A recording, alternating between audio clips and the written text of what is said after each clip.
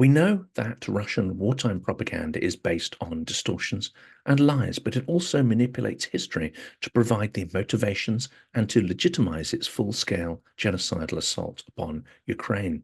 The Ukrainian PR army has created a research paper that provides a comprehensive analysis of the Russian historical myths that seek to distort Ukrainian history from the Middle Ages to the ongoing all-out war. It covers topics that includes Russia's claims over Ukraine's medieval heritage and the false primacy in establishing Orthodox Christianity in Eastern Europe.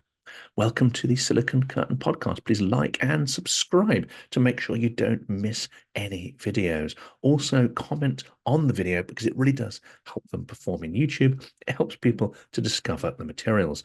Please do also check out the validated Ukrainian charities and, of course, the links I'm going to be providing to the organizations that today's speaker is involved with. They are fantastic sources of information and insight. Anastasiia Marushevska is a Ukrainian communications expert, speaker, writer, and traveler. Like many Ukrainians, she's involved in a whole range of initiatives to support the war efforts and to raise awareness of Ukraine as a cultural and voice in the world. She is a communications lead at Ukraina and co-founder at PR Army and Where Are Our People? And today we're going to be looking at a research paper that the Ukrainian PR Army has produced called The Historical Context of Russian Propaganda from Kievan Rus to the Full-Scale Invasion. Anastasiia, welcome back to the channel. Hi, Jonathan. Thank you for having me again. Oh, it's an absolute pleasure. I learned so much in our last conversation. We covered so many extraordinary topics. This time, we're really going to drill into historical propaganda. And before we do that, let's call out some of the colleagues who helped put this paper together, because you have a number of researchers and editors who, in addition to yourself, worked on this project. What are their backgrounds, and what is the background to the project itself? So the lead researcher of this project is Vladislav Gavrilov. He's part of a PR Army team. He's a historian and religious scholar, and he helped us to build our project Where Are Our People, exploring the historical context of deportations and crime of abduction of people and destroying their identity. So when this idea came up to do this research paper on the historical context of propaganda, Vladislav was the one who basically built the structure of it and understanding what specific subject we need to cover. And this paper was supported by NATO. And I presented it at NATO headquarters in December of 2023, and this was a discussion with colleagues from NATO countries in regards on how NATO and their other institutions within democratic societies can actually implement the changes into the educational system, into the kind of academic circles, to kind of decolonize understanding of Ukraine and to get rid of Russian propaganda that has a historical scale. Other people involved, it was also Anastasiia Sayenko. She's also a young scientist and researcher that work with Vladislav on different topics, and which is interesting, she her focus of academic work is Middle Ages and specifically Kievan Rus. And there's also Alexander, who helped us to Alexander Rudenki, who helped us to dig into Russian internet and Russian literature and to find sources of information, how Russians especially use these historical narratives within their school education and university education. And so he had these kind of very annoying part of the job when you really need to learn what the Russians are saying. And of course, there is Oksana Ostapchuk, who helped to edit all of these, add recommendations as more of a communication expert rather than historian. And Anna Vdovichenko was coordinating this as a project manager and someone who was looking on the partnership between us and NATO. And I was leading this project because in many ways, this is conceptually, this is something that I help PR Army to do in general, to kind of put the concept onto some topics and to transform into some specific products. So yeah, if talking about the team, this is how it happened. It took us several months to compile all of the information and then to put it into one report paper with recommendations for the NATO country. But I believe these recommendations can be used by anyone. And how important is it to add this historical depth rather than the impression that some people have? And of course, if you analyze sort of Vatnik comments, pro-Russian comments that I get a lot of in the channel, they tend to try to paint this war as something in the present about resources or land. They make out that it's something perhaps more superficial than it actually is, because that benefits the external perceptions of Moscow's invasion. But actually, these historical roots add depth to the idea that it is genocidal. And of course, once you accept that, you need to really accept the idea that it's got to be opposed vigorously because it goes against all the values that supposedly we stand for. So in your view, how important is it to add this historical depth to people's understanding of the war? I think it's very complicated and challenging to actually explain these nuances to mass audience, because history is a complicated subject. And but I believe that what this paper and me personally, what we wanted to achieve is to explain that countries like Russia, or as before Soviet Union, or now China, for example, they put much more attention, much more resources into information warfare. At the same time, democratic countries do not. So when we talk about modern war, Russian war against Ukraine, this is in many ways information war. And that democratic states need to put more effort into this, because Russians take it very seriously. This is a pinnacle of their country, the same as it was in Soviet Union. Without Soviet propaganda, Soviet Union could never existed for so long. And this propaganda was on every layer of education, every layer of diplomacy, of international relations, whatever Soviet Union was trying to achieve. And of course, for them to achieve anything, they needed to tell to the world and to their own people that countries like Ukraine never existed. Countries like Georgia never existed, that there is no nation, there is no statehood, there is no political nation. So this is needs to be taken very seriously, because Russia does take it very seriously. And it is crucial to have this understanding, because when you see this conversation of people who whether support Russia, which is one thing, I don't think there is much conversation can happen there, but with people who are confused, because let's just imagine an example. Some American person going to university studying somehow the history of Eastern Europe, somehow history of Russia. And what they study even now is based on Russian books. And most of these books are coming from the historians from the Soviet Union. In these books, in this literature, Ukraine does not exist as a country. There is only Russia. Everything that starts after the Berlin Wall, everything is Russia. There is no Balkans, there is no Baltic states, there is no Poland, no Hungary, no one. There is only Russians. And this education is still there. This is something that students still study in universities. So this goes to the idea of a common knowledge, like we all know that Paris is the capital of France. It's very, very hard to convince, for example, that it's not.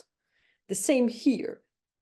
For most of the people, this information is basic knowledge that, okay, Ukraine is part of Russia, or Ukrainians are the same as Russians. So when you try to tackle it and to change these perceptions, it's very complicated because you need to change the paradigm of how people perceive this information in general. That's why I believe that if we talk about fighting all of these vatniks and all of the comments and everything that comes, we actually need to change the system, the way people, especially in the West, learn about Eastern Europe and learn about Ukraine specifically. So future generations don't have this idea because, many countries in the West used to be empires, and it changed. And the ideas around it also changed. What is good, what is bad. With Russia, is not perceived as an empire, and it's still not perceived as someone who built terrible colonies and in the worst possible manner, and that it's still trying to continue doing the same. And unfortunately, the big part of intellectual elites are blind to this. And we need to push this change. And only after this, I think it's possible to see some shifts in the perception of general population of what is Ukraine, what is Russia, and what's actually going on. One of the other big I wouldn't call it myths, but weaponized pieces of propaganda is that actually, NATO provoked the war. It's all the West's fault, etc., etc. So it's interesting to me why NATO helped to support this report, because what the report does is it adds depth. It says that no, this is not new. This is not dated to the last couple of years or even the 90s. And the inclusion of other countries within the NATO alliance, one has to point out they asked to be included. It's not expansion, which is a term, of course, that propagandists like to use. How important is it to go back to the origin story of Kiev and Rus, and the fact and the origin story of Muscovy, which seeks to appropriate Ukrainian history, even erase it, and create this mythological origin story for itself? It's one of the messages that I was also trying to spread with this report is that Russia needs Ukraine because Ukraine is the only connection of Russia to Europe, which means it's the only connection of Russia to European heritage. In many ways, even though we can see that Russians are creating these anti-West polemics everywhere, and they're supporting anti-West movements in Africa and other regions of the world, but in general, even if we look a little bit before, Putin wanted to join NATO, and Putin wanted to be part of all of these, and Russians still imagine that they're Europeans. But to have a justification for it, they needed to rewrite history and take the heritage of Ukraine, because Ukraine is actually geographically and culturally is the connection of Russian Empire to Europe. Otherwise, it's all just a little connection that were there, but otherwise Russia is Asia. And they want, by appropriating everything that Ukraine has, our culture and our history, they're trying and basically denying the existence of separate Ukrainian nation. They try to create this idea that, okay, look, European heritage is our heritage. We're the main country here, and our way of life is actually the correct way of life. And because we're the center of Europe, we're the center of Christianity, we're the third Rome, and all of these ideas. And that's why Russian Empire without Ukraine does not exist. It's just too weak. And this is what Yeltsin used to say as well after the Soviet Union fell, that Russia needs to keep controlling Ukraine. Otherwise, Russia has no ties to Europe. So if we take it from a like very broad perspective, I think this is one of the crucial parts into understanding why these historical narratives are still so widely used by the Russians, because again, without Ukrainian heritage, there is, in many ways, there is no Russian European heritage. Is there an aspect as well, because it always strikes me there's an aspect of a sort of inferiority, superiority complex. So on the one hand, if you want to boil it down to very simplistic behaviors, there's a deep envy and resentment for Europe, its civilization, its culture, etc. And as you say, this need to belong or to claim to be part of that tradition. And of course, a lot of Russian architecture, cuisine, and many aspects of it are amalgams of various European cultures. And, we know that many European architects came over to help form, Russian identity and the identity of its cities. And of course, many of the engineering projects, Dutch, British, German engineers, etc. And even when it comes to cuisine, it would have been German and French cooks who came working for aristocratic families who introduced many of the aspects of that. So you've got this sort of almost magpie type culture, but you've also got this inferiority, sense of inferiority. And at its best, it seeks to copy and acquire and try to match European civilization. At its worst, it seems to come out in this extreme aggression and resentment. And this is one of those phases we seem to be in at the moment. Where does Ukraine fit into this? Because having only been to Ukraine once and really being immersed in the last 2 years, it seems to me that Ukraine has much more of a European organic culture in that it can retain the best of what happened in the past, but also it's free enough, it's confident enough in its values to innovate. One thing that struck me about Russia is that there are only certain periods in its history when it started to innovate on the cultures that it acquired. I think the early 20th century, the late 19th century is one of those periods where it started to kind of pull away from copying to actually starting to originate something. But every time there's a sort of a change of power, it annihilates this process of inheritance, of being able to pass those values on and carry on the process of innovation. They're cut short and destroyed, and then it goes back to something else. How has Ukraine retained this ability to organically develop its culture and innovate? And could this also be one of the reasons why, the Russian resentment is particularly vicious against Ukraine? Well, just to comment a little bit on how Russia basically by appropriating cultures is trying to, at the same time kind of hating others. Russia has always been an autocratic state. Whatever it was, Russian Empire, Muscovy before, or Soviet Union, because we should never forget that communism in this terrible manner was created by Russian society and imposed on others. And now, again, they were never democratic, and autocratic regimes are artificial. They need to have some pillars to stand on.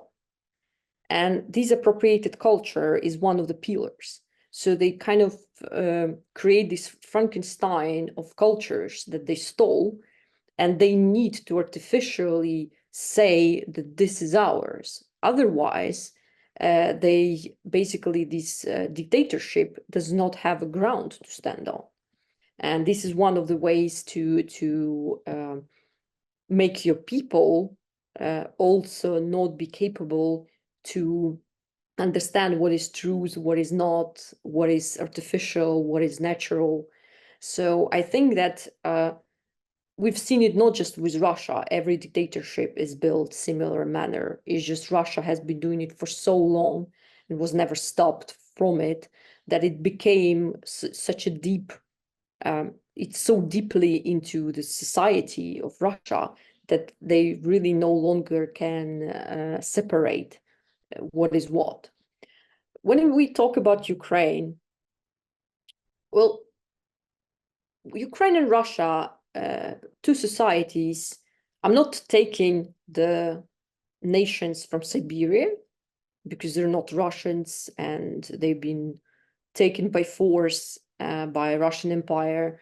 They were developing in a completely different environment. They have different religion. They're completely different societies before modern times, I would say.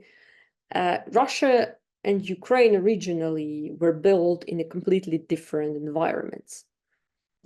Ukraine being on the Black Sea, being connected to ancient Greece, being connected to all of the strongest countries of that time, was naturally exchanging with them. And also Ukraine used to be part of Silk Road. There was a lot of trade.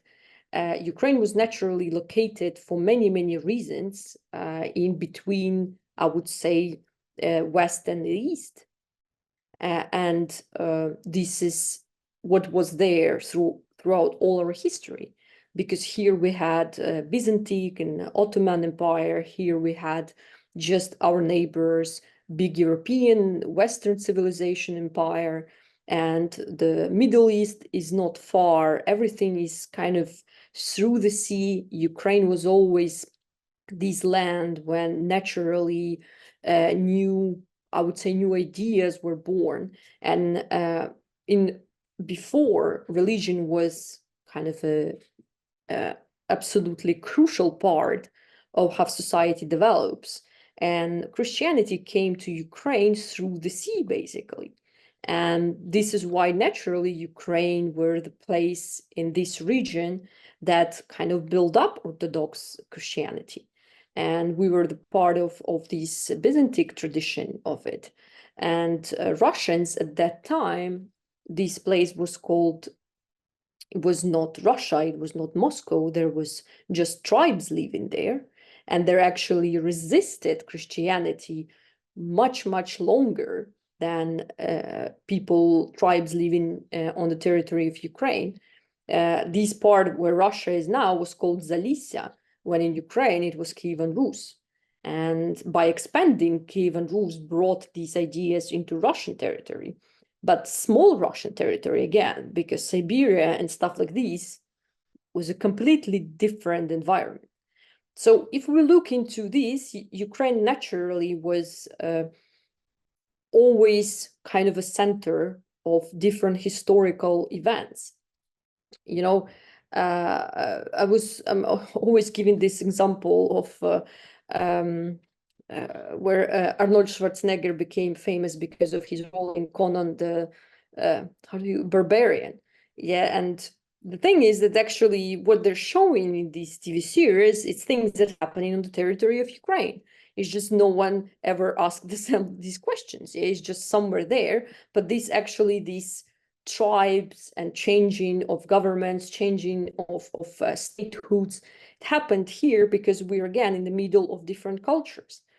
And that's why I believe in general, there is no problem of shared heritage between countries. Yeah, like we have shared heritage with Poland, with Hungary, with Romania. There are so many traditions that are so similar. And I find it absolutely beautiful because we're not trying to steal it from each other. We're accepting it, we're sharing it, and we're cherishing it. While Russians, they're taking something which could be shared heritage, but no, they tell that they created everything and everything belongs to them. That's why when we talk about this war and our history in general, there is no conversation you can have with Russian society because they deny that something that they believe is Russian might have had appeared in some other place. So, so I believe that this is very important to know, very important to learn how statehoods were built in this region of Europe and how nations were formed. Because when we talk about this war, it's not an ethnical war, it's a political war, because we're a political nation with many, many different national minorities, being Ukrainians and suffering from Russian attacks, as well as ethnic Ukrainians. And we take Russian side, it's Buryats and Kalmyks and all of these that are sent to front lines. And some of them, they don't even speak Russian. But somehow Russia tries to create this idea of a great Russian nation, when in the end it's actually just a simple empire that did not fall apart. And that's one of the extraordinary narratives. I mean, no one, let's say, in Britain would walk around now and claim that those who formed part of the British Empire embraced it gladly. You know, we know there were elites that would collaborate for their own interests and so on. And Britain took ruthless advantage of that. But we wouldn't go around claiming that our imperial subjects were delighted to be part of that entity. But this is exactly what Russia claims. It claims that all the tribes and territories that it conquered, all the cultures and languages that it repressed and even eradicated, that it was the most sort of peaceful imperial process in history, and everyone's just delighted to be part of this, bountiful Russian Empire. When in fact we see people who live in the provinces, in fact almost everyone outside Moscow, but people who live in the provinces live in an absolutely, on average, an impoverished manner, and very little is invested in those territories, despite a lot of the wealth that the country generates is actually extracted from those territories. So it's an extraordinary, almost characterize it as a parasitic entity. But as you say, these myths are incredibly important to cover over the reality of that. Yeah, definitely. And also, for me, when I look and how Russia rewrites history and how they exclude all of the other nations, I feel it's specifically painful for me, because there are some nations within Ukraine, such as Krimchaks, for example, or Karaites. They're on the verge of losing their language and losing their culture. And it's similar with many, many other nations. And sometimes I want to ask someone from the West, can you imagine your language, everything you know about yourself, disappearing? Can you imagine being the last person on the planet who carry the language? Can you put yourself in this situation? And this is what this war is about. This is what it have been for so long. If we take Crimean Tatars, it's what Russians did when they came to Crimea, not this time, but before, during the Russian Empire time. They banned Crimean Tatar names of cities and villages and gave them Russian names. How deeply it affects of who you are, how deeply it's denying your identity and your contribution to the place. And they forced Crimean Tatars to switch from Latin alphabet to Cyrillic alphabet.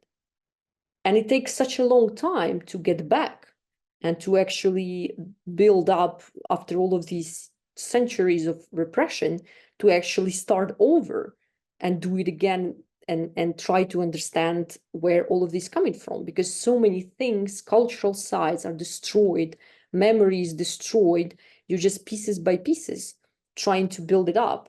And this is what Ukraine is still doing as well. That's why I believe it's so important that the international community pays more attention to it and pays more attention to history, because history is actually answering almost on every question that it exists now during this modern war. And let's turn to Christianity as well, because you mentioned that Ukraine acquired Christianity much, much earlier than any of the territories on Muscovy, and had its own traditions and characteristics of the church. Now, of course, Russia became Orthodox, but the church has always been much more closely associated with the state or allied with the state. And from even the Terribles time onwards, it fused very much with the state. And to the extent now, and since Stalin's time, we see it as a direct instrument, not simply of expressing, state policy or supporting empire and so on. We'll have institutions in the West who broadly support some rather odd things that go against their principles, but it's used as a direct instrument of the Secret Service, of the FSB, GRU. It's used as a spy network. It's used as a propaganda network. So it's far less organic than one could perhaps characterize the Ukrainian Orthodox Church. But what does propaganda seek to do and to diminish, other branches of the church, creating this narrative, brotherly nation, and we're all Orthodox and blah blah blah. So as our researcher Vladislav Gavrilov, because he actually is a religious scholar, he has a very deep understanding of how, for example, Moscow Patriarchate works. And he said this phrase that for Russia, Orthodox Church is not religion, it's ideology. And Russian Church has a completely different goals, and it operates on behalf of the state somehow. It's not about religious freedom, and it's not about religion at all when it comes to the structure of it. And I believe that this narrative about Christianity is one of the most successful that Russia created. And especially the most successful within American society, within the Republican audience specifically, because Russia managed to use every aspect of this big and very complicated history of Christianity in Ukraine as well, and the changes that we're going through now, trying to kind of to look into depth of Moscow Patriarchate in Ukraine, and to try to find spies and to try to find connection to Russia, not based on religion, based on war efforts, how they help Russia to attack Ukraine. This has nothing to do with religion or faith. So, and Russia, using these ideas, they basically create this propaganda that Ukraine bans Christianity, or Ukraine persecutes Christians, especially Protestants or Baptists, when it's actually not like this. This is actually Russians coming to occupy territory of Ukraine and killing Baptist leaders and destroying their churches. But because of lack of knowledge and actually lack of sources for information, this propaganda works, because this is their kind of main idea. Also, I think we need to look into what these say two sides of more or less intellectual conversation created. We take woke culture, and we take something that is completely antagonistic to woke culture. And I think this is the biggest problem, for example, that woke culture created. This is actually the antagonist that is there, which is slowly going into some fascist ideology in many ways. But when you take this division, and when you take how Russia exploiting it very successfully, especially this one, by saying that, okay, Russia is a home to family traditions, to religion. We're so Orthodox. We believe in God so much. We believe in these old school family traditions, and we're the keepers of these traditions. And this is the idea that they're selling. And that's why religion, I believe, is one of the most important conversations to have and most important topics to explain to international audience what religion is actually in Russia, what church in Russia does, and the history behind all of this. Because again, if you look in the history, Kievan Rus was baptized by Volodymyr the Great. And it started spreading in territory of Ukraine in the 8th century. And the Kiev Metropolitanate was founded. It was the first center of Orthodox Christianity in the region, and it was connected to Byzantine Metropolitanate. And then Russia, by using the same methods and they do now, they corrupted the Byzantine. They, by force, received a possibility to open their Moscow Metropolitanate. And then when they took over Ukraine as an empire, they just denied Ukrainians the right to have freedom in their religion. So Ukrainian Metropolitanate was subordinated to Russian one. But all of these, no one talks about it. Yeah, and Russians, of course, as well. They just saying that Volodymyr the Great was Russian. All of the heritage that he did in Kievan Rus is Russian heritage. It had nothing to do with Ukraine, and that everything that Russian religion is now was built within Moscow walls, you know. And unfortunately, this narrative works. That's why I believe that we need to explain this from the roots, because without explaining it from the roots, we cannot get to proper explanation of what Russian Orthodox Church is now. And what it is now, it's basically they using priests around the world to create more propaganda. Priests of Russian Orthodox Church as spies around the world. And why they actually have a lot of power, because wherever you go in other countries, you rarely find Ukrainian Orthodox Church. You will find Russian Orthodox churches everywhere.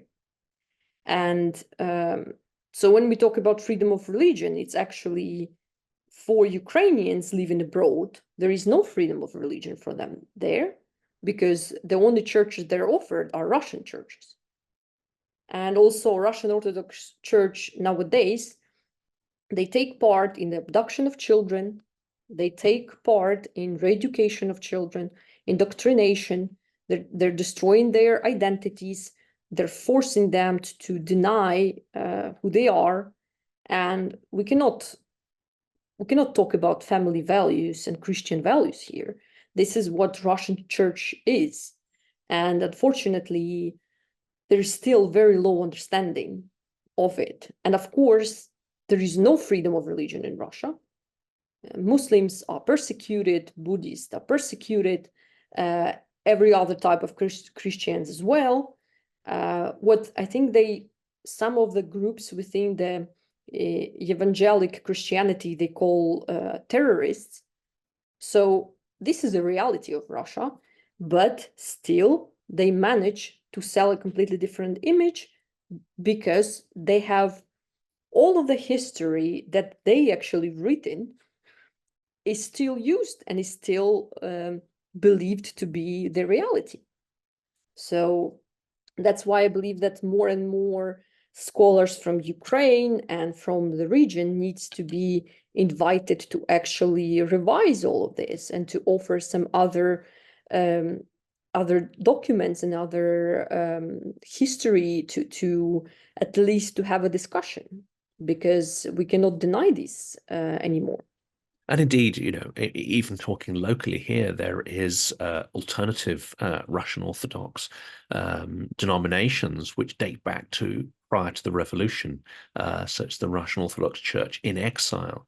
And over the last decade or so, there's been quite an intense story where the Moscow Patriarch has tried to take control of the Russian church in exile.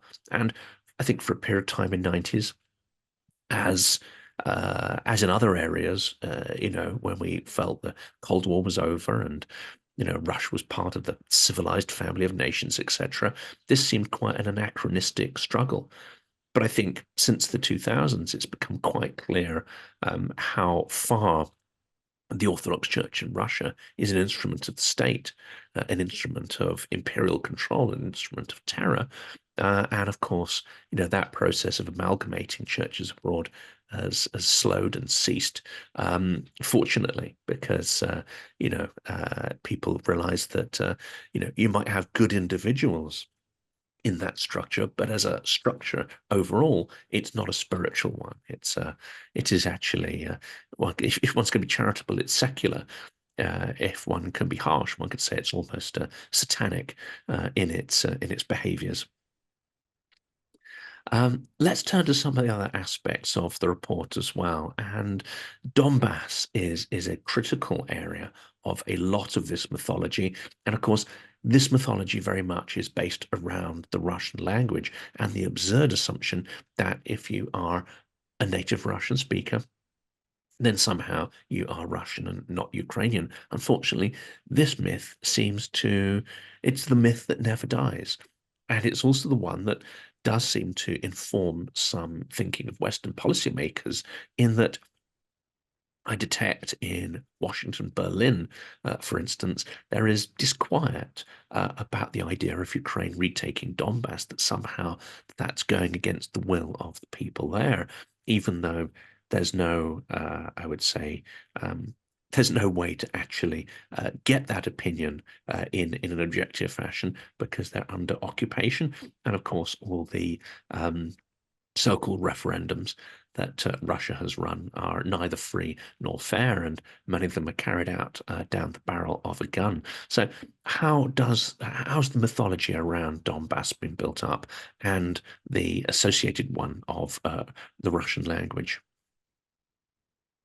Well, first of all, I would like to start with the term Donbass, because the term Donbass is actually also artificial, and it's also part of propaganda, because Donbass is not a historical region. Donbass, it's a basically natural resources basin. Yeah, this is not the real name of a historical region. There was always there is Donetchina, and which includes Donetsk and Luhansk, modern Donetsk and Luhansk regions as well. Well, if you look in the history of this region, we can see that it was mostly built by Cossacks who were fighting for Ukrainian statehood, who still are the symbols of Ukrainian statehood. And also, why, even if you talk to people from the east of Ukraine and you ask them, your great-grandmother, which language did she speak? She definitely did speak Ukrainian. So we cannot have discussions around so-called Donbass without looking into the fact that the people there were persecuted the most. Holodomor mostly happened on these territories. These people, in many ways, resisted the most, because they've been under Russian control for the longest, and they suffered the most. The generations of people were killed by Russians, and people were brought to die terrible deaths from famine, artificial famine, to say, okay, we're not Ukrainians anymore, we're Russians. Yeah, you won. And this is what they did. If you look into the so-called executed Renaissance, that happened also in the 30s, many artists who were killed during this attack on Ukrainian elites were coming from Kharkiv. Many of them were coming from Donetsk.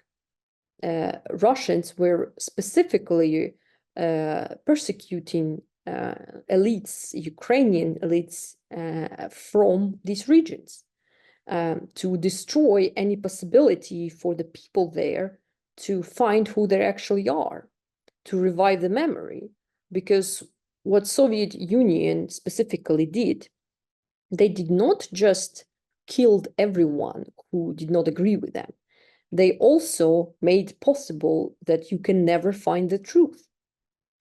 And most of the archives, most of the documents are still in Russia because they took everything. So it's easier for them to build up their propaganda that people in the east of Ukraine are actually Russians. Also, of course, we need to take into account how many people were sent to Siberia because they did not agree with Russian regime, how many people were deported from there, and how many Russians were brought inside these regions, and they took over Ukrainian houses and stayed to live there. So this did not happen in one day, and Donbass, as we say in Ukraine, people from the east of Ukraine are not Russian speaking, they're Russified. They're forcibly Russified. And language here, it's just a result of centuries of oppression, nothing else. So saying that the east of Ukraine is less Ukrainian than the West is wrong. And people from the east fought fiercely against it for many, many years and for many generations. And unfortunately, they're again the ones who were under the biggest attack. But all of these ideas, there is many historical facts. You can also see it in our report. For example, in 1926, there was more than 72% Ukrainians, people who called themselves Ukrainians in Donbass. They were not Russians. They did not identify themselves as Russians. And now they also do not. It's just they don't have choice. But I think that denying all of these people a right to their memory and the right to actually learn the history of their families and history of oppressions is so wrong on so many levels. That's why I believe that, again, if we have conversations around Donbass or around Crimea, we need to look into history. We cannot pretend that it's never happened, because you cannot have the full picture otherwise. And the last question, really, and there's many other topics covered in the report, so I definitely recommend people have a look at that. We won't be able to cover them all off. But the last one is this idea of Nova Russia. It's interesting to understand its historical roots. But in essence, this is a kind of reworking of historical idea with new features added. What are the origins of Novorossiya, and who are the modern contributors to it? And what's its purpose as well? What's its strategic and propaganda purpose? Well, this is when we talk about for example, they used to call Ukrainians not Ukrainians, but Malorossi, which means little Russians. Yeah, the same with New Russia, Novorossiya. This is a very strong colonial narrative, which in many levels denies the existence of Ukraine and existence of like original Ukrainian territory. And it started not this Novorossiya project. It did not start in Soviet Union. It started in 18th century in Russian Empire.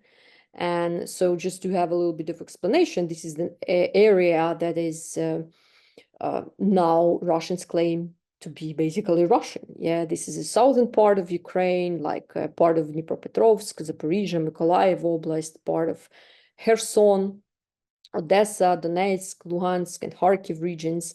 They created this myth, and it's also Crimea. They created this myth that that this is ethnically Russian territory.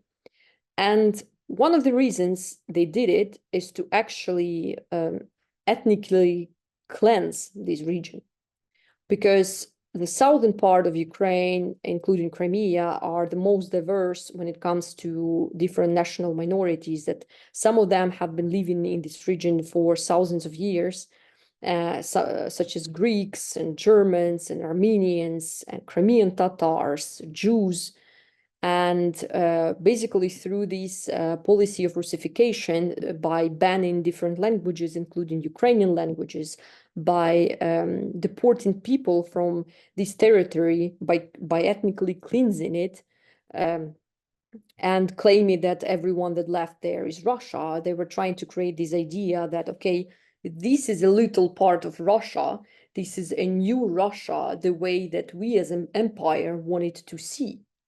And it's very deeply into nationalistic imperial rhetoric, even now within Russian society. They use this idea like, look, you know, we have books written, we have maps made that confirms that these regions are not Ukraine, have been called Novorossiya, so this is the way it is. That's why these kind of ideas, the system, they work, because they're not just saying it, they're actually building the whole education around it. They write books, they draw maps, they build the confirmation basis for all of these concepts that they're saying. The same with Novorossiya, the same with Malorossia. And again, it's the same regions in the south and in the east that have been the one suffering from it, from these concepts. And Russians, in many ways, still try to implement this concept here. And also important, because by claiming that this is Novorossiya, they deny the whole history that happened in these regions before, like all the tribes, like Cimmerians and Scyth tribes that were living in these regions before. They denying all this history and making sure that, you know, that, okay, there was nothing there, then Russians came and the country started. And of course, when you look at the history, this was not like this. There is such a rich and deep history of that region. And a good example, if, for example, Scythian gold, which is a very well-known case that Ukraine been fighting for, to return Scythian gold back to Ukraine, because Russia is trying to steal it. And unfortunately, still many of the artifacts from that period are under occupation and under threat of being destroyed forever. But some of these places are rare testimony to the history itself, not just history of Ukraine, but the history of the whole region, because Europe was developing all together with a lot of exchanges, a lot of cultural differences and unifications. And by denying this part of history that happened in Ukraine, we're denying in many ways European history and world history as well. That's why it's so important to actually look on each of these subjects very precisely and to study them. And of course, that's another area of appropriation where Russia seeks to position itself as inheritors of the Scythians. Again, not much justification for that, but appropriation of history, identity, and also thereby the objects associated with them as well. Well, Anastasia, we've run out of time on this. There are so many other topics we could cover from the report, but I recommend people really have a look at that and delve into it. There's a lot of depth and insight in there. And of course, a lot of hard work has gone into it. Thank you so much for sharing the insights and providing introduction to the amazing work that you and your team do. Thank you so much, Jonathan. Happy to be here.